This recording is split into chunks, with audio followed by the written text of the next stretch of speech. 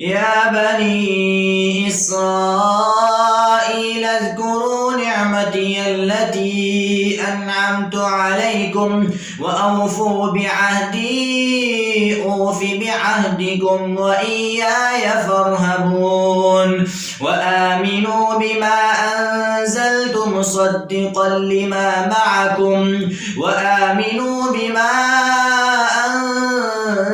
مصدقا لما معكم ولا تكونوا أول كافر به ولا تشتروا بآياتي ثمنا قليلا وإياي فاتقون ولا تلبسوا الحق بالباطل وتكتموا الحق وأنتم تعلمون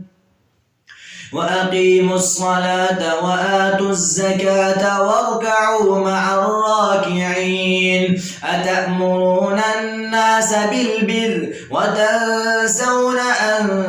أنفسكم وأنتم تتلون الكتاب أفلا تعقلون واستعينوا بالصبر والصلاة وإنها لكبيرة إلا على الخاشعين